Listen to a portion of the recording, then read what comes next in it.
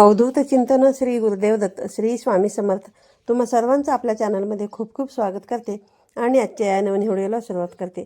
आजच्या या व्हिडिओमध्ये आपण दुर्गा सप्तशती अध्याय 11 पाहणार आहोत, ज्यामध्ये नारायणी स्तुती व देवीचे वरदान याचे वर्णन केलेले आहे. जिच्या शरीराची कांती प्रभात कालच्या सूर्याप्रमाणे आहे, जिच्या मस्तकावर चंद्राचा मुकुट आहे, उंच स्तन व 3 नेत्र असलेल्या, जिच्या मुखावर मंद स्मित हास्य आहे, जिच्या हातावर वरद अंकुश पाश व अभय मुद्रा शोभून दिसते आहे, त्या भुवनेश्वरी देवीचे मी ध्यान करतो. श्री गणेशाय नमः. श्री महासरस्वते नमः. श्री दैवे नमः. संसार दुःख नाहीसे करणाऱ्या हे देवी तुझा जय जयकार असो. हे देवी, तू आपल्या भक्तांचे पालन करणारी व दुष्ट शक्तींचा विनाश करणारी आहेस. या विश्वाची उत्पत्ती स्थिती व नाश ही तिन्ही कार्य तूच करतेस. हे अंबिके, तुझा जय जयकार असो. मी तुला नमस्कार करीतो. हे देवी माते, तू अनंत अवतार धारण करून दुष्ट दुर्जनांचा नाश करतेस व आपल्या संत सज्जन भक्तांचे रक्षण करून त्यांना आनंदित करतेस. श्रोते हो, आता सावध चित्ताने श्रवण करा. मागील अध्यायांचे सिंहावलोकन करा. देवीने शुंभ दैत्याला ठार मारल्याने सर्व देवांना आनंद झाला. ही कथा तुम्हाला सांगितली. मेधा ऋषींनी सुरत राजाला जे सांगितले तेच मी तुम्हाला सांगतो. ऋषी म्हणाले, हे राजा, देवीने शुंभ निशुंभादी दैत्यांचा संहार केला असता इंद्रादिदेव अष्टदिक्पाल देवीचे स्तवन करू लागले. इष्ट लाभणे प्रसन्नमुख झालेल्या सर्व देवदेवता कात्यायनी देवीचे स्तवन करू लागल्या. देवदेवता म्हणाला, हे देवी, जे तुला शरण येतात त्यांच्या सर्व दुःखांचा तू नाश करतेस. तू आमच्यावर प्रसन्न हो. आम्ही तुला शरण आलो आहोत. तू सकल विश्वाची माता आहेस. तू चराचर जगावर केवळ तुझी सत्ता चालते. तू आमच्यावर प्रसन्न हो. आमचे रक्षण कर. तूच या जगाची आधार आहेस. तू वैष्णवी शक्ती असून तुझ्या पराक्रमाला अंतच नाही. हे माते, तू जलरूपाने सर्व जगाला तृप्त करतेस. बलसंपन्न वैष्णवी शक्ती असलेली तू या विश्वाची कारणीभूत महामाया आहेस. हे देवी, तू या संपूर्ण जगाला मोहित केले आहेस. तू आपल्या भक्तांवर प्रसन्न होऊन या पृथ्वीवरच मोक्षमुक्ती मिळवून देतेस.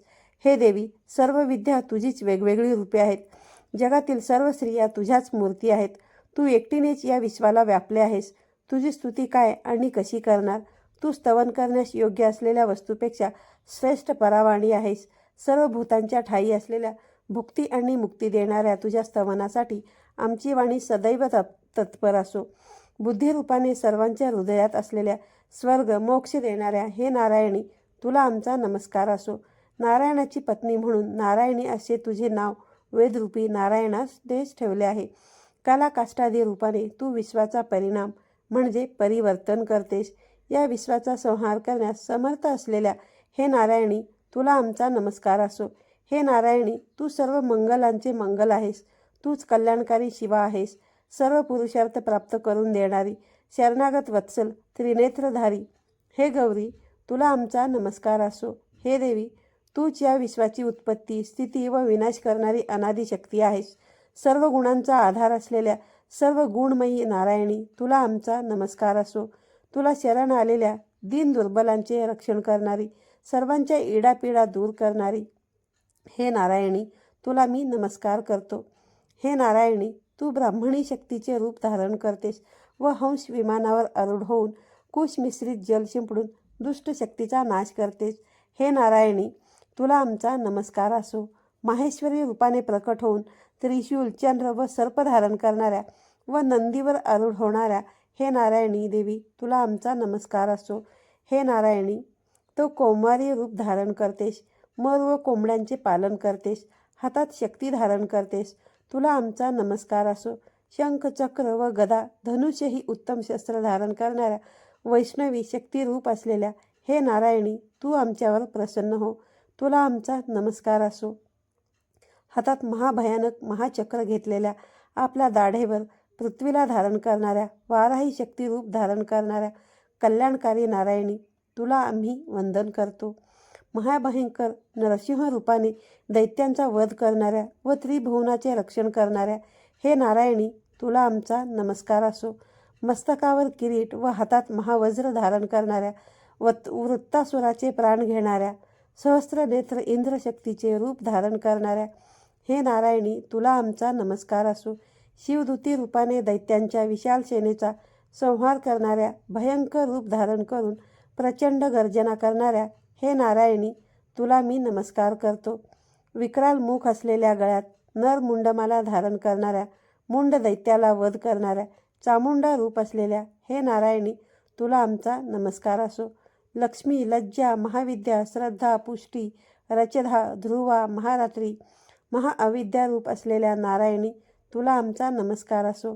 मेधा, सरस्वती, वरा, श्रेष्ठ, भूती, ऐश्वर, बाभ्रवी, दुर्गा, तापसी, महाकाली, नियता, संयमी व ईशा स्वरूपी नारायणी, तुला नमस्कार असो. सर्व स्वरूपी सर्वेश्वरी, त्याचप्रमाणे सर्व शक्तिसंपन्न दिव्य रूपा दुर्गा माते, सर्व भयापासून आमचे रक्षण कर, तुला आमचा नमस्कार असो. हे कात्यायनी, 3 नेत्रांनी विभूषित असे तुझे सौम्य मुख, सर्व प्रकारच्या भयापासून आमचे रक्षण कर, तुला आमचा नमस्कार असो. हे भद्रकाली, तुला आमचा नमस्कार असो. भद्र म्हणजेच कल्याण, भक्तांचे कल्याण कालाही पासून होते, म्हणून तुला भद्रकाली असेही म्हणतात. हे देवी, जी आपल्या ध्वनीने सर्व जगाला व्यापून टाकते व दैत्यांचे तेज नष्ट करते, ती तुझी घंटा आई जशी पुत्राचे वाईट कर्मापासून रक्षण करते, त्याचप्रमाणे आमचे पापांपासून रक्षण करो. हे चंडिके, दैत्यांच्या रक्ताने व मांसाने माखलेले तुझ्या हातातील खड्ग आमचे कल्याण करो. आम्ही तुला नमस्कार करतो. हे देवी, तू प्रसन्न झाली असता सर्व रोगांचा नाश करतेस व तू कोपली असता सर्व मनोकामना नाश करतेस. जे लोक तुला शरण येतात त्यांच्यावर कोणतेही संकट येत नाही. तुला शरण गेलेल्या लोकांना इतर लोक शरण जातात. हे देवी, हे अंबिके, तू आपले स्वरूप अनेक भागात विभागून नाना रूपांनी धर्मद्रोही महादैत्यांचा संहार केलास. ते कार्य दुसरे कोण बरे करू शकेल? कोणीही नाही. सर्व विद्यांमध्ये, ज्ञान प्रकाशित करणाऱ्या शास्त्रांमध्ये व वेदांमध्ये तुझ्याशिवाय दुसऱ्या कोणाचे वर्णन आले आहे का? ममत्व, अज्ञानरूपी महाअंधकाराने भरलेल्या विहिरीत सगळे विश्व भरकटत असते. त्या विहिरीत महाविषारी सर्प आहेत, शत्रू, चोर, लुटारू आहेत. तेथे आणि संसार सागरात भटकणाऱ्यांचे तूच रक्षण करतेस. हे विश्वेश्वरी, तू अवघ्या विश्वाचे पालन करतेस. तू विश्वरूप आहेस, म्हणून संपूर्ण विश्वाला तू धारण करतेस. तू भगवान शंकराला ही वंदनीय आहेस. जे लोक भक्तिभावाने तुझ्या पुढे नतमस्तक होतात ते संपूर्ण विश्वाला आश्रय देणारे आहेत. हे देवी, प्रसन्न हो. तू सर्व दैत्यांचा वध करून आमचे रक्षण केलेस, त्याचप्रमाणे तू सदैव आमचे शत्रुभयापासून रक्षण करावे. तू सर्व जगातील पाप नाहीसे कर व पापांचे फळ म्हणून प्राप्त होणारे महामारी सारखे रोग, भूकंप, उत्पात यासारख्या मोठ्या पीडा दूर कर. विश्वाचे पीडा नाहीशी करणाऱ्या हे देवी, आम्ही तुला शरण आलो आहोत. आमच्यावर प्रसन्न हो. त्रैलोक्याला पूजनीय असलेल्या हे परमेश्वरी, तू सर्वांना वरदान दे. सर्व देवदेवतांनी अशी प्रार्थना केली असता प्रसन्न झालेली देवी म्हणाली, हे देवतांना, मी वर देण्यास तयार आहे. तुमच्या मनात जी इच्छा असेल तो वर मागा. जगाला उपकारक ठरणारा वर मी नक्की देईन. देवीने असे आश्वासन दिले असता देवता म्हणाल्या, हे सर्वेश्वरी, तू तिन्ही लोकातील सर्व पीडा नाहीशा कर व आमच्या शत्रूंचा नाश कर.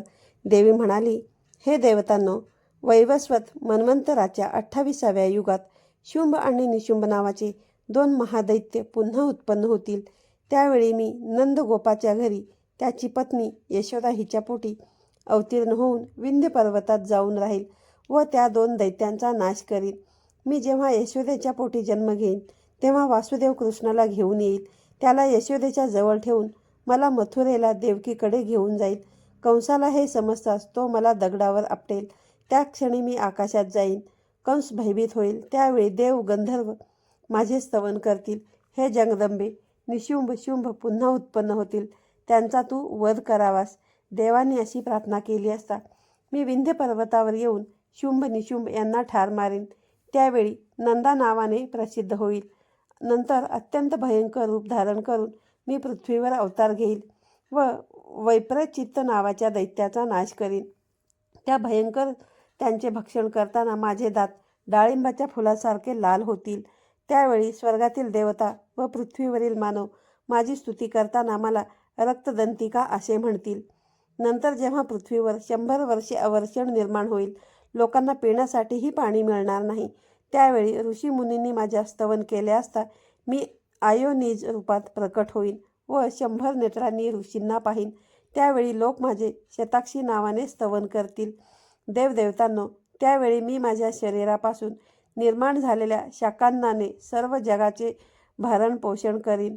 जोपर्यंत पाऊस पडत नाही तोपर्यंत त्या शाकांनाने मी प्राण्याचे रक्षण करीन.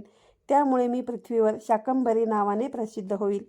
त्याच अवतारात मी दुर्गम नावाच्या दैत्याचा वध करीन. त्यावेळी मी दुर्गादेवी नावाने प्रसिद्ध होईल. नंतर जेव्हा मी भीमरूप धारण करून ऋषीमुनींच्या रक्षणासाठी हिमालयातील दैत्यांचे भक्षण करेल तेव्हा मी भीमादेवी नावाने प्रसन्न होईल. अरुण नावाचा दैत्य त्रैलोक्याला पीडा देईल. तेव्हा त्रैलोक्याची पीडा नाहीशी करण्यासाठी मी 6 पाय असलेल्या असंख्य भ्रमरांचे रूप धारण करून त्या महादैत्याचा वध करील. त्यावेळी सगळे लोक माझी भ्रामरी नावाने स्तुती करतील. देवतांनो, अशा प्रकारे त्रैलोक्याच्या कल्याणासाठी मी वेळोवेळी अवतार घेईन. मी तुम्हाला माझी 8 अवतारे सांगितले. हे देवतांनो, जेव्हा जेव्हा तुमच्यावर दैत्यांचे संकट येईल, धर्माचा लोप होऊ लागेल, संत सज्जनांचा छळ सुरू होईल, तेव्हा तेव्हा मी अवतार घेऊन शत्रूंचा नाश करीन. मी प्रत्येक वेळी कार्यानुसार अवतार घेत असते. सज्जन श्रोते हो, देवीने आपले अवतार कथन केले असता सर्व देवांना अतिशय आनंद झाला. आता देवी स्वतः देवांना आपले महात्म्य सांगेल. या अध्यायाचे श्रवण अथवा पठण केले असता सर्व संकटांचा नाश होतो. जेथे देवी महात्म्यांचे पठण चालू असते तेथे देवी श्रवण करण्यासाठी येते. वेदव्यासांनी असे वर्णिले व देवीने जसे सांगितले तसेच येथे सांगितले आहे.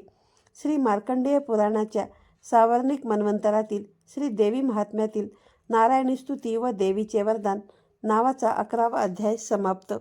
श्री दुर्गादेवे नमः. श्री दुर्गादेवे नमः. श्री दुर्गादेवे नमः. श्री दुर्गादेवे नमः.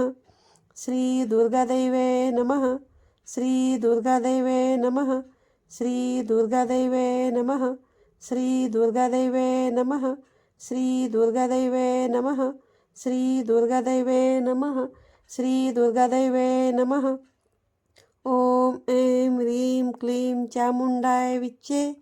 ओम ऐं ह्रीं क्लीं चामुंडाय विच्चे. ओम ऐं ह्रीं क्लीं चामुंडाय विच्चे. ओम ऐं ह्रीं क्लीं चामुंडाय विच्चे. ओम ऐं ह्रीं क्लीं चामुंडाय विच्चे.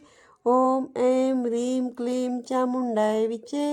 ओम ऐं ह्रीं क्लीं चामुंडाय विच्चे.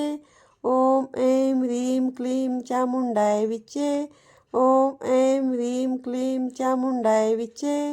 ओम ऐं ह्रीं क्लीं चामुंडाय विच्चे. ओम ऐं ह्रीं क्लीं चामुंडाय विच्चे.